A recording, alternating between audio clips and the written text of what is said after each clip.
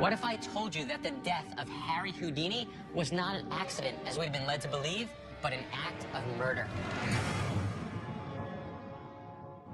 Most contend the world's most famous escape artist died from a deadly trick gone wrong. But new research reveals he had many enemies, and the circumstances surrounding his death appear anything but accidental. More important, what was Houdini secretly doing while he was performing those magic tricks? It's time to decode Harry Houdini. I'm Brad Meltzer. I've spent my life collecting stories, signs, symbols, and codes hidden in plain sight. Some have become the basis for my novels, but I've only scratched the surface. And now history has given me the resources to investigate the rest. This is Decoded.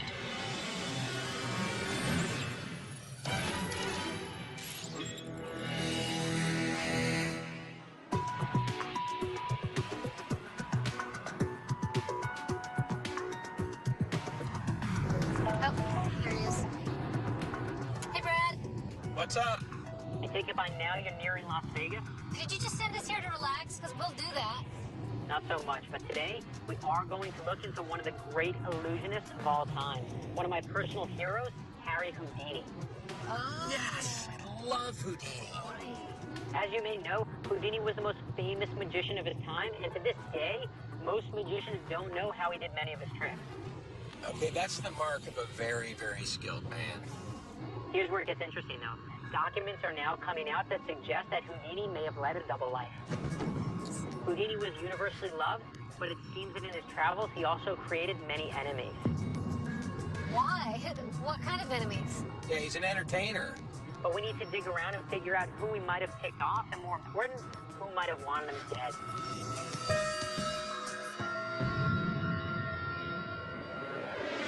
Harry Houdini was born Eric Weiss on March 24th, 1874 in Budapest, Hungary.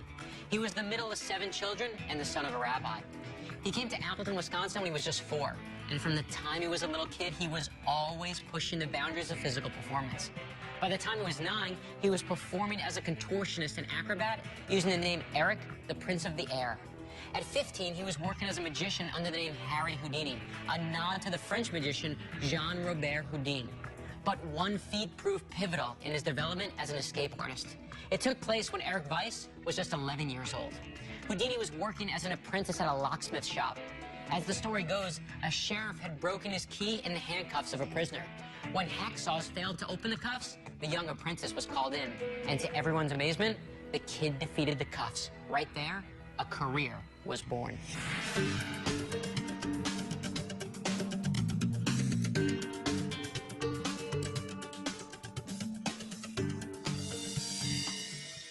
Houdini was actually the first modern entertainer. Nowadays, it's very common for someone to be an actor and then record an album and become a social activist and then write a book, become an author. But it wasn't done in Houdini's day. But Houdini did it. He started out in vaudeville. He invented the whole idea of being an escape artist. He started his own film company and made movies. Harry Houdini was not just any celebrity, he was the celebrity. Unlike an actor or singer whose language is only understood in certain parts of the world, Houdini's act, overcoming challenges, breaking restraints, and defying death itself, was universal. He was loved by everyone, from out-of-work immigrants who found inspiration in his ability to overcome seemingly insurmountable challenges, to princes and kings who wanted to be like this man who dared to take on the world. Long before TV or the internet, the legend of Houdini spread to the 4 corners of the globe. He sold out theaters in Melbourne, Australia, just as easily as New York City. And at the height of his career, Houdini was considered by many to be the most famous man on the planet. We're looking at the life of Houdini, but obviously we're also looking at the death of Harry Houdini. And it is shrouded in a good deal of mystery. Wondered what you could tell us about Houdini's death. Houdini died of ruptured appendix. He was in Canada, performing in a city there, and there was an incident in the dressing room where he got punched in the stomach, which led to the ruptured appendix. Now, Houdini was in great physical condition, and he always boasted that he could take a blow to the stomach. He was a guy that worked out and exercised every day. And a fellow was asking him about that, and Houdini was reclining on the couch in the dressing room, and Houdini said, yeah, sure, I can do that. He started to get up, and the guy hit him before he was ready. And that's what caused the injury. The guy who threw the punch was J. Gordon Whitehead, a college student at McGill University, which is where Houdini was performing. Whitehead's sucker punch immediately buckled Houdini with crippling pain. Over the next few days, his temperature spiked to 104 degrees. But Houdini insisted on finishing his remaining shows, even though the pain made him pass out the moment he stepped off stage. Days later, Houdini's wife, Bess, forced him to check into Grace Hospital in Detroit. Doctors gave him round-the-clock care, but on Halloween night, 1926, Houdini was dead. But here's where it gets interesting. There was no autopsy performed. Medical experts at the time questioned the cause of his death, and the hospital refused to release his medical records. From what we understand, there has been some controversy surrounding his death, including that he may have had a good number of enemies at the time of his death. Houdini definitely had enemies. And probably was getting death threats at the time of his death. He had a lot of enemies out there that were spiritualists, that didn't like that he was exposing their methods, and there were hundreds, perhaps thousands of spiritualists practicing, and who knows how many followers they had. So Houdini definitely had enemies. There are theories out there that Houdini was actually murdered by some of the spiritualists. Spiritualism is a religion based on the belief that the dead communicate with the living. Today, that of course makes you think of a palm reader with a cheesy neon sign. But in Houdini's day, it was a legitimate religion with millions of followers, including scientists, physicians, and even presidents. Keep in mind, this is right after World War I, and families who lost their sons in battle were preyed upon by those promising to reconnect them. But Houdini quickly saw that these so-called spiritualists were employing cons, manipulations, and even magic tricks, many of which Houdini used in his own act. How did that happen, Lance? I mean, what made him such a anti-fortune teller? When Houdini's mother died, that really affected him. So he actually went to mediums, searching to make contact with his mother, and he was very upset when he, of course, being a magician, saw through their tricks, that they were using magician's tricks and deception to take advantage of grieving people. And he went on a campaign to expose them. In fact, he was responsible for getting a law passed in the state of New York outlawing fortune telling. Really?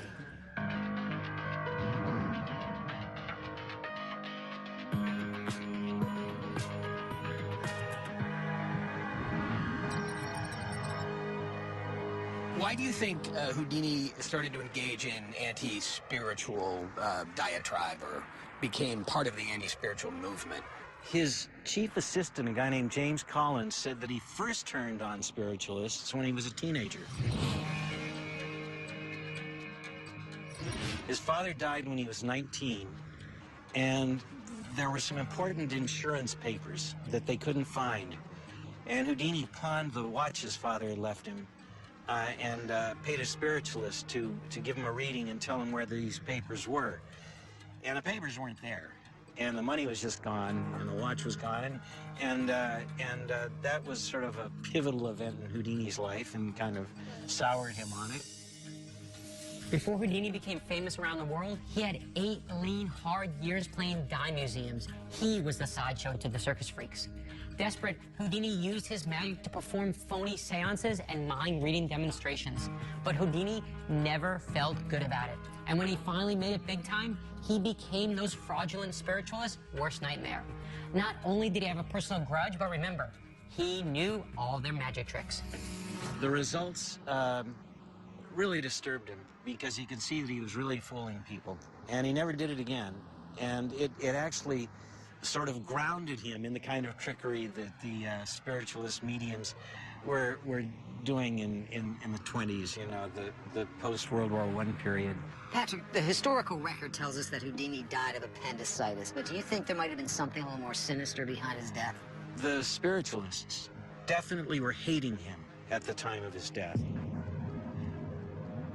On his last 2 seasons, he sent out a squad, a private detective and 5 volunteers in every city that he went. And they would go to all the local psychics, you know, the storefront people, you know, bring me $1,000 and I'll lift the curse that is ruining your love life. Those people.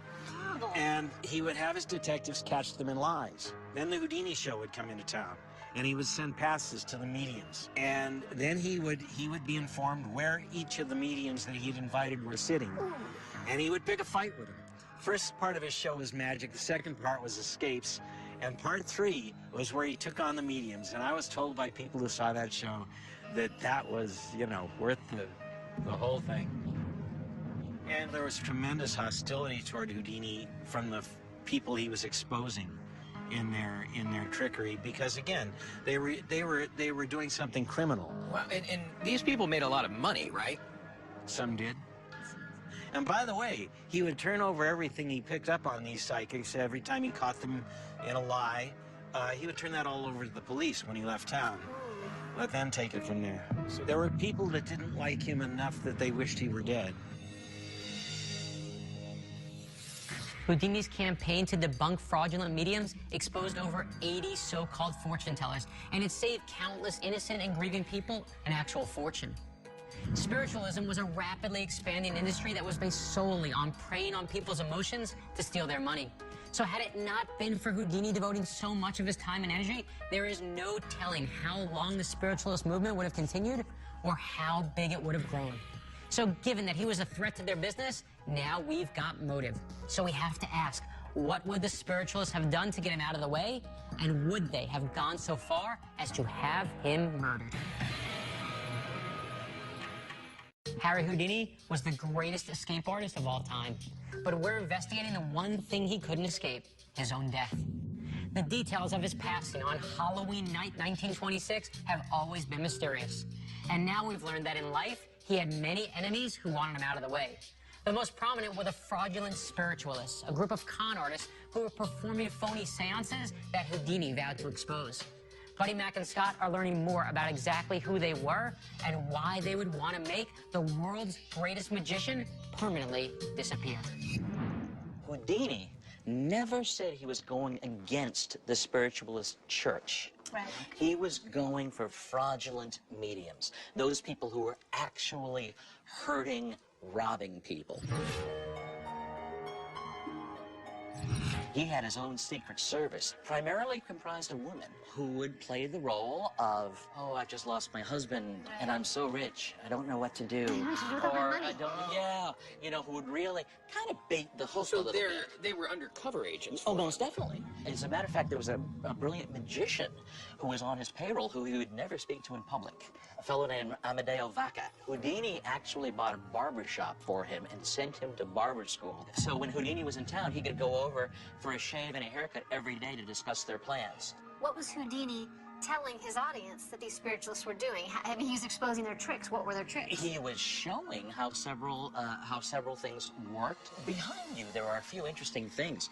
And that spirit trumpet, there are ways of manipulating the trumpet to accomplish many, many things. Houdini employed some amazing toys to show how spiritualists used to trick their marks.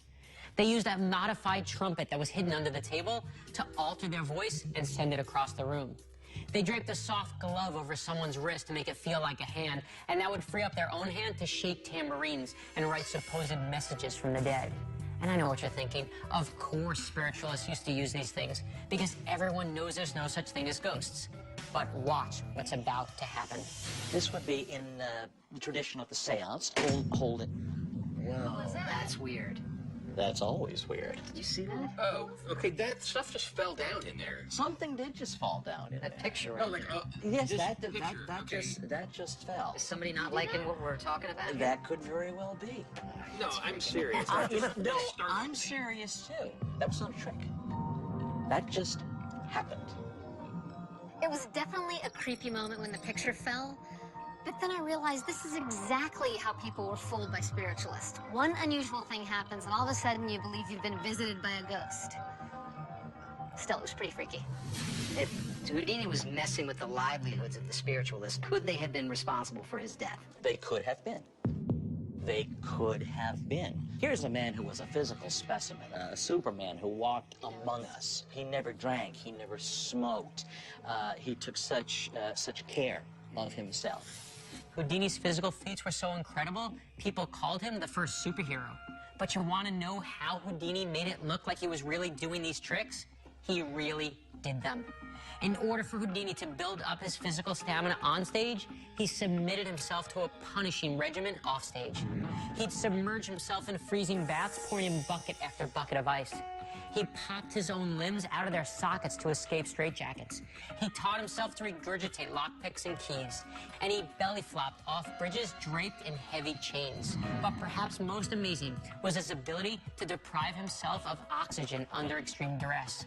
Houdini once submerged himself underwater in a coffin that doctors said contained only 3 minutes of air. Worried fans, friends, and family watched as Houdini stayed submerged for an hour and a half. Houdini's tricks stood out from other magicians because he made a point of saying they weren't tricks. He was simply using willpower to attempt what no one else could. And if he failed, he died. For him to have die at 52 is rather odd. But there is a such thing as a psychic mafia.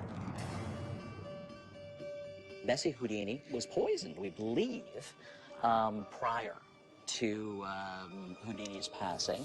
Wilhelmina Beatrice Rana, or Bess, was not only Houdini's wife, but a star in her own right. A gifted singer and dancer, she met the then unknown escape artist at 18 years old while working in a vaudeville act where she was considered a bright talent on the rise. Bess gave up her career to join Harry's act, and at first, they shared co-billing. But as the unknown sideshow magician gradually became the great Houdini handcuff king, he took top billing, and Bess faded into the background. She worked as his assistant, costumer, and publicist until his death in 1926. About a month before Houdini's death, though, Bess suffered severe food poisoning. The symptoms didn't subside in a matter of days as they normally would. Instead, they lingered for weeks, right up until Houdini's passing. Some theorized that when Houdini died, his abdominal pains point to poisoning, and that the spiritualist may have gotten to his food. Bess, ever Harry's faithful companion, may have just been collateral damage. That's why so many people think that Bess perhaps got something that was intended for Harry. Wait a minute. We actually heard that he died by being struck by a blow to the abdomen. Yes, and the gentleman who did it was a rather odd character, as we Thought it was a college student. found. Yes, everybody thinks it was a college student. J. Gordon Whitehead reportedly contributed to the death of one of the most famous entertainers in history, but he himself remains an obscure and elusive figure. Some say he was a student at McGill, although he would have been years older than other students, and there are no graduation records.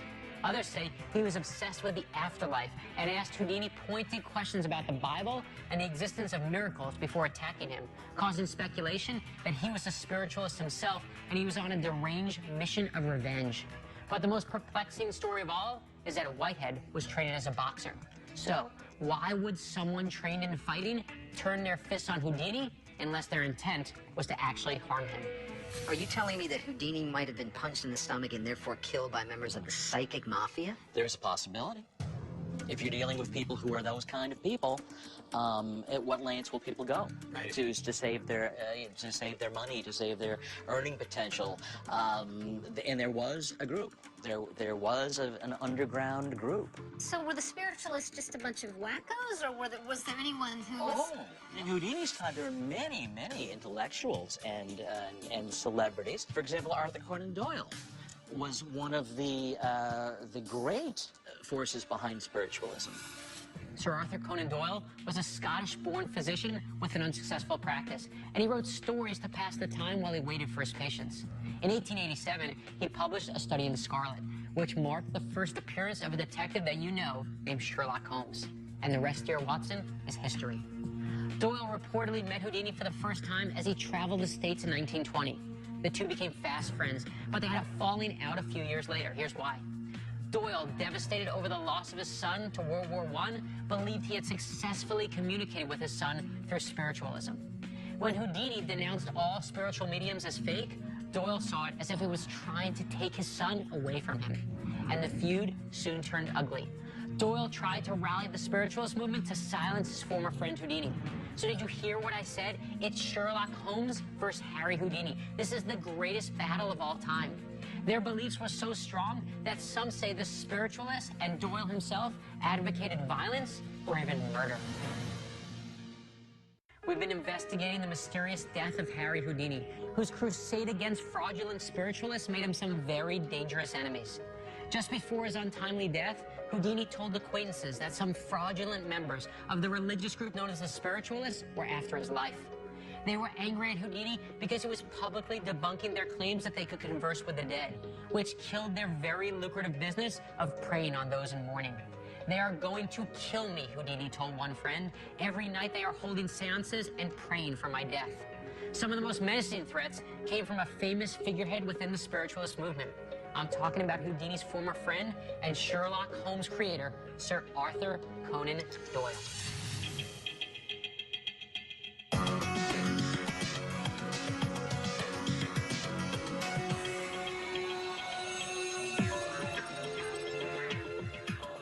So, Tim, was Sir Arthur Conan Doyle a figurehead for the spiritualists? Oh, he was their leader, the representative. He was a powerful person in that movement. It's so ironic to me that Sir Arthur Conan Doyle, who created this fictional investigator that only relied on the facts and always debunked the craziness, would then become a believer in the spirituals. How did Sir Arthur Conan Doyle go down that road? Well, he had a lot of loss in his family. A lot of family members had passed on, and he really wanted to communicate with them. Mm-hmm. But at the same time, Houdini really wanted to communicate with his mother, who had passed. So they came in with the same desire to communicate with the lost, with loved ones. But Houdini's background as a magician, he was more aware of tricks and cons, and so he was more hesitant to believe. Houdini didn't believe that he had ever seen any proof of the supernatural, but like so many of us, he wanted to believe. In fact, Houdini and his wife Bess made a pact that the first person to die would devote themselves to coming back from beyond the grave and contact the other. That's why every year they still hold a seance on Halloween, the night of Houdini's death. And ready for some real decoding? Houdini and Bess used this secret code from their old vaudeville act. Answer, tell. Pray, answer. Look, tell, answer, tell. The words corresponded to letters of the alphabet so that they could secretly communicate in front of audiences during mind-reading performances. 1 or A is pray. 2 or B is answer. So if Bess said answer, what am I holding? A blindfolded Houdini would know it was a B, billfold, since they only picked one item for each letter. So what message was Houdini trying to send back from beyond the grave? One word, believe. Doyle maybe wasn't as much in the trickery world, and he just wanted to look past all that and just believe what he wanted to believe. Was the desire to contact people that had departed before the only connection that Arthur Conan Doyle had with the spiritualists? His wife was also a spirit medium. Sir Arthur Conan Doyle and his second wife lost 10 members of their family to World War I, including Doyle's brother, his son, and many nephews. Doyle's wife was the one who brought him into the spiritualist movement, encouraging him to speak with the dead and bringing him to seances. It didn't take long before Doyle became the movement's most visible and influential supporter. In fact, Doyle vowed to, in his words, devote the rest of our lives to trying to make people understand that this subject is not to be laughed at, but that it is really the most important thing in the world. No matter what happened, no matter what Houdini told him, he believed in the spirit world and the afterlife, and that mediums could communicate to the dead and actually bring messages back. And in fact, there's a letter here, one of these. And this letter demonstrates Doyle's frustration with the Houdinis for not believing. My dear Mrs. Houdini. I think that it is likely that the pressmen used to excite him and that he had gradually got worked up upon this question. But you can understand that those of us who had personal experience 100 times over in the matter, it was annoying to be placed in the position of either being a fool or a knave. So no matter what Houdini did, there were some people that always wanted to believe, and he couldn't convince them otherwise, that they were just being tricked. Well, and he says in here that he had, he's talking about Houdini, that he had psychic power, not himself understanding it. He believed that Houdini was supernatural. And when Houdini told him it was just trickery, he couldn't accept that. It's been said that because Houdini wouldn't believe in the spirit world and communication with the dead, that he has said that Houdini was going to get what he deserved. So even if Sir Arthur Conan Doyle wasn't going to do something himself, one of the spiritualists could have taken that as a call to action. Well, if they thought that's what it meant, that something should be taken care of. Wow. If there's one person who could orchestrate a murder to baffle detectives throughout history, it's the creator of history's greatest detective. We need to take a closer look at Sir Arthur Conan Doyle.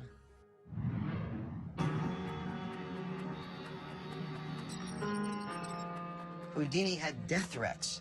Here he is. He had all these people saying, Harry Houdini, you will be dead by November. And the guy dies on Halloween, right? Precisely.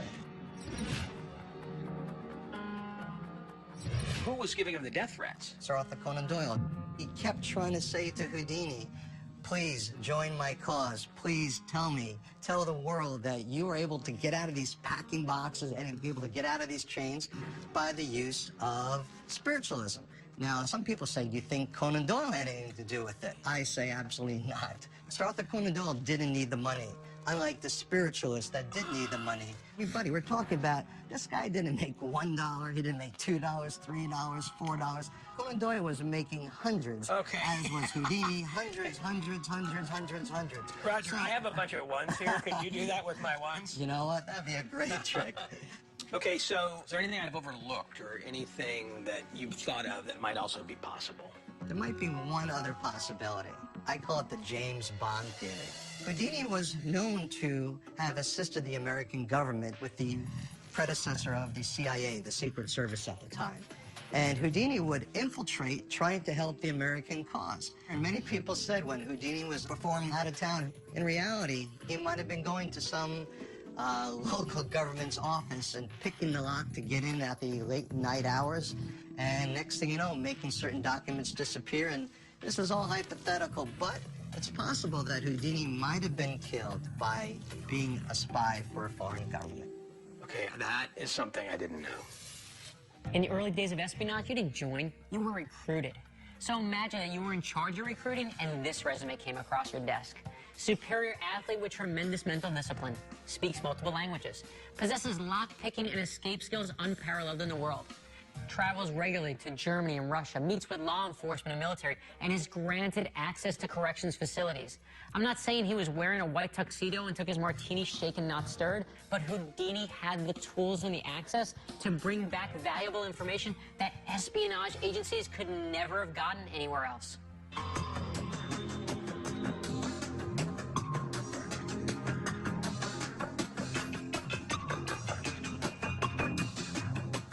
First off, you have to understand that how espionage agencies work today, how intelligence agencies work today, really don't resemble at all how they would have worked over 100 years ago, which is the time period we're talking about. Houdini gets on a ship and sails for England the summer of 1900, and he happens to meet Inspector William Melville. William Melville was superintendent of Scotland Yard's special branch, their intelligence and espionage department. In 1900, while performing in London, Houdini boasted he could break out of Scotland Yard, and legend has it that Melville himself put Houdini in the handcuffs. Somehow, Houdini was able to do what everyone, including Melville, considered impossible: defeat the cuffs and escape Scotland Yard. This is thought by many to be Houdini's first major escape and the start of his international fame. But most important, it was the start of his friendship with Melville. Years later, Melville assumed the codename M, which some say is where the character of James Bond's boss got the name. They struck up a friendship. Melville came to his opening night at the Alhambra Theater. We know this because Melville writes this in his diary, his professional diary, not the one he keeps next to his bed, but what he's keeping notes on about his business. At that time, he was in charge of Special Branch, which its mission was counterintelligence. It was the beginning of kind of organized intelligence gathering in the UK. And it would later, while Houdini's still connected to it, morph into MI5. While it changes, Houdini's still involved, still gathering bits from time to time of intelligence on his travels and sending it back to Melville. You're saying there is documentary evidence of Harry Houdini meeting with Scotland Yard's chief inspector about Houdini gathering information while he's out and about. Yes, they met, no question about it. Houdini says they met, and then we know by taking all the times Houdini's referenced in Melville's diaries, he's always in either Germany or in Russia. Oh. That is interesting. So you have to realize at that time, the English are primarily afraid that the Kaiser is going to build up an enormous naval power and then threaten the UK, right? So the English, if they didn't have a man there, they wouldn't really know what's going on at the Kaiser's military parade. So later on, one of the letters Melville had written in his diary, got a letter from H.H., took it straight to the War Office. Houdini is over there, he's in Germany, he's taking in lockpick tools, he's in jails, he's meeting with criminals, and he's occasionally sending information back. Would they really use a magician to gather intelligence? Well, for one, we knew in the United States that Chief Wilkie, who was the first director of the Secret Service to really make it into an intelligence gathering agency, he says he uses magicians, and he is a magician. The idea of using magicians as spies is just awesome, right? But it isn't as far-fetched as you think. Ready for this? Abraham Lincoln recruited an 18-year-old magician named Horatio G. Cook to spy for him during the Civil War. He reportedly used his skill as a rope escapist to rescue his captured scouting party from execution. Cook, the magician spy, became Lincoln's close friend, and towards the end of his life, a friend of guess who else? Harry Houdini. You see, in those days, people didn't go back and forth to Europe from America all the time. So here's somebody who's not only going back and forth, but he's also not very well scrutinized when he's going into governments like Kaiser's Germany, and he can go in with lockpicking tools, and he's got amazing access. So I think recruiting a magician's a natural. So did Houdini really lead a cloak and dagger existence, one that could have led to his possible murder? Consider this. In Germany, you have the fiery Kaiser Wilhelm II building a massive naval fleet while the world watches and wonders what he's going to do with it. If Houdini, who had been welcomed into Germany's inner circle, betrayed the Kaiser and gathered intelligence that helped lead to an Allied victory, it's not hard to imagine the consequences. Houdini's courage and patriotism right before World War I could very easily have cost him his life. He was many things: escape artist, author, businessman. But it looks like he may have played another role in real life: international spy. Evidence has recently come to light that the famous magician may have been involved in espionage, reporting back to Scotland Yard what he observed abroad. But spies have a short lifespan, and it's believed by some that Houdini's life ended the way many spies' lives end: in murder. So did Houdini pay the ultimate price for his patriotism and courage? The answer may lie in his connection to British spy master William Melville, head of the British Secret Service.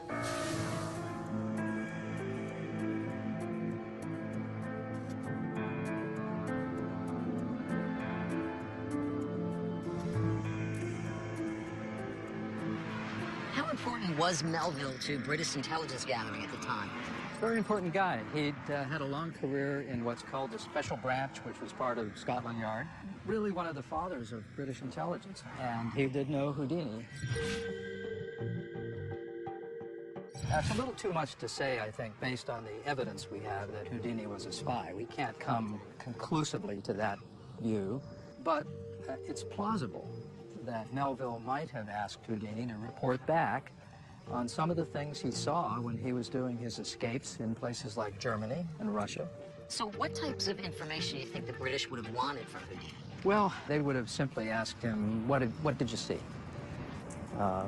If you were involved with the Russian Secret Service or the British or the German police, just tell us what you saw. And basically you listen and learn, and then you put that together with other things you've learned, and you try and construct a picture of what's going on in a foreign society. This is a guy, after all, who could assume many different guises, who was a master of what in the intelligence trade is called surreptitious entry. You might call it breaking and entering. Mm-hmm. Right. So he had a lot of the skills that go with that type of work. Even at the level Houdini would have been doing this, I mean, this would be a dangerous game, correct? It's a stretch, I think, to say that he was providing secrets that would have been so sensitive to provoke someone into doing him harm. Gotcha. Okay, I'm gonna have to go with our source here, and our source is the CIA. It feels like there's evidence to support Houdini being a spy, but it does seem unlikely that his involvement in espionage was what got him killed. But here's why you have to follow every theory. Just as one lead hits a dead end, a new one can sprout up in the most unlikely of places.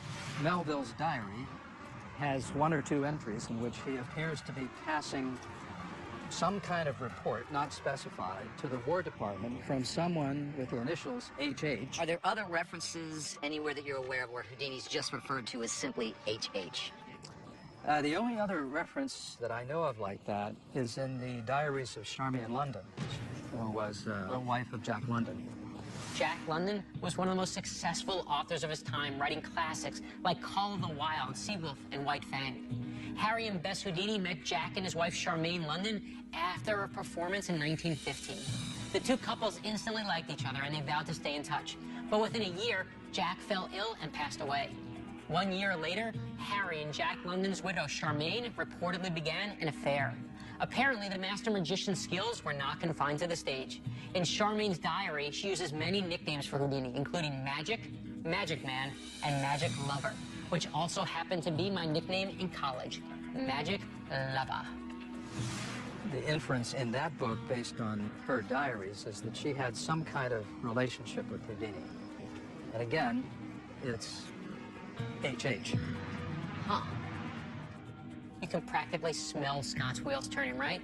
Any lawyer knows when you have a possible murder and you learn about an affair, your first suspect is always the angry spouse. So it's time to take a closer look at Houdini's wife, Bess Houdini, who was in Montreal the night he received what may have been the final blow.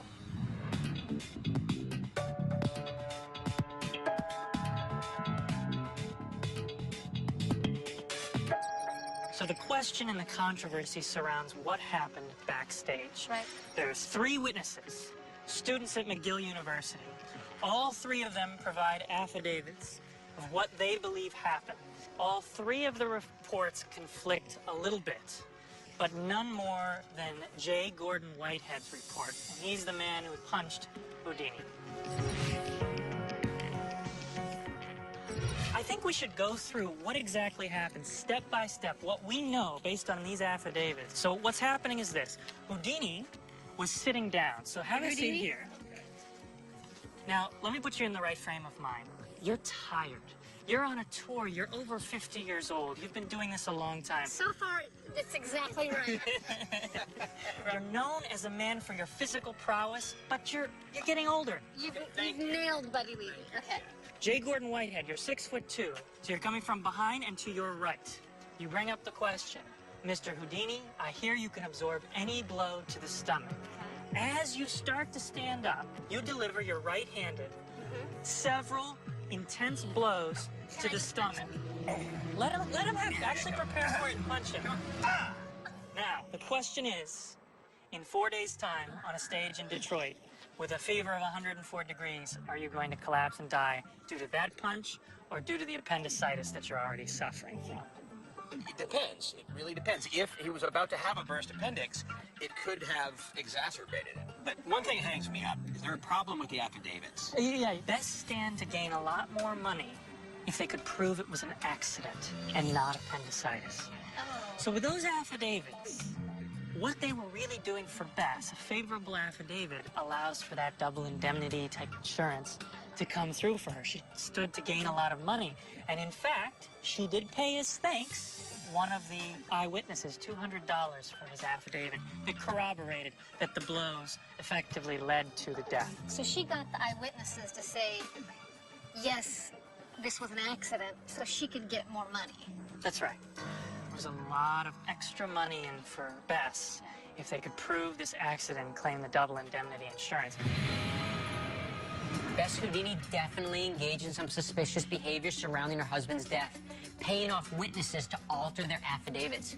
Now what Buddy, Mac, and Scott have to figure out is, was she simply making the best of a bad situation, or was she masterminding a darker plan? We've been investigating the mysterious death of one of history's most mysterious men, Harry Houdini. There was no autopsy, the circumstances were suspicious, and Houdini had no shortage of enemies. So was Houdini done in by spiritualists, assassinated by his former friend Sir Arthur Conan Doyle, or taken out by the love of his life? It's time for Buddy, Mac, and Scott to make their conclusions. Do you think that Houdini was murdered? There may have been people who wanted to murder Houdini, but I don't think they got to him in time. I think he died of natural causes. Here's why I rule out the spiritualists. Someone like Sir Arthur Conan Doyle, who seemed to truly believe that we go on after death, we're able to communicate with each other, there's a life after death, there are consequences after death. Someone like that is not going to murder because they believe that we see each other in the afterlife. I mean, it just wouldn't make any sense to his core beliefs. It would make for an awkward meeting in the afterlife. Right, and he believes that that's going to happen. Right, and I think that makes sense because Arthur Conan Doyle wasn't making money as a spiritualist. So really, his wife was. But the incentive wouldn't have been there as it would have with some of the other spiritualists that were saying, this is the way I make my living. You're messing with my livelihood. Right. And when you mess with someone's livelihood, they can get desperate. If he kills Houdini, he's going to believe that Houdini's going to come and haunt his. So since he was my main suspect, and I have to dismiss him, given his personal beliefs, I don't think Houdini was murdered. At the beginning, I didn't think that he was. But if you look at everything through my perspective, having been a former prosecutor, criminal defense attorney, I think that he was. I do. And if I had to point the finger at somebody right now, I would say that his wife had something to do with it. Really? Absolutely. Are you just saying that because that's the first person you go to when someone is murdered, you go to the spouse? That's part of it, but you would initially look at the spouse when somebody dies under suspicious circumstances. You have to. But when we looked at everything else that we found out over the course of this investigation, it makes me believe that this is the one piece that's been overlooked from the very beginning. I mean, let's talk about Bess for a second. We found out that Houdini may have been having an affair with Jack London's wife. If that's true, we've now got a motive. Right. But it goes further than that. She paid people to lie about what happened that night. Right. Everything in that points to somebody who's suspicious. And let me just say this. If I was a prosecutor in this case, I would open a case on Bess. So she has the love and the money motive. And those are big. In every one of these things, the passion, the love affair gone south, and money, big motivators. Well, it's interesting to me that you say that because while I think Bess is the best suspect that we have, I don't believe that Harry Houdini was murdered. I think that the last 11 days of his life were a series of really unfortunate events that transpired. Some of them were brought on by his own bravado, his own showmanship. I mean, here's a man who asked to be struck in the abdomen. He had really poor timing on this because I believe he already was suffering from appendicitis. After he was struck, the symptoms of that appendicitis would have been the same as if he had been struck in the stomach. Right. So he doesn't report them, partly because he's a workaholic, he's a showman, the show must go on. All of the things that made him Harry Houdini, I think, helped bring him down because by the time he ends up being taken to the hospital, the infection is too far along, and at this stage, even maybe modern medicine today might not have been able to save him. I believe Houdini had plenty of enemies, and I'm sure there are people who were glad that he died. To me, it's clear that Harry Houdini was not murdered. He died of appendicitis. But I will say that going into this and looking at his life taught me a lot about Harry Houdini that I didn't know. He was already a fascinating figure in history, and now it's just notched up the level of interest I have in his life and his death. I think that's definitely one thing we all three can agree on. Harry Houdini was not the guy we thought he was. There's so much more to this guy than we ever would have believed. Here's to Houdini. Harry Houdini accomplished more in his 53 years than most people could in 5 lifetimes. As you saw in the evidence we found about his connection with espionage, he was willing to risk his life not only for his show, but for what he believed. If taking down phony spiritualists or gathering intelligence about a growing Nazi presence ultimately cost Houdini his life, I'm guessing that was a cost Houdini was surely willing to pay. But let me tell you why I love Houdini. When he was just a boy and his father died, it fell to young Eric to take care of his family. They told him to keep working in the factory, to take the job that was safe. But Eric knew he walked a different path. Flanked by bearded ladies and snake charmers, the great Houdini stepped into the sideshow. And that was his greatest magic trick. That sometimes you need to do what you love rather than what is safe. Because when you do, nothing in this entire world can contain you.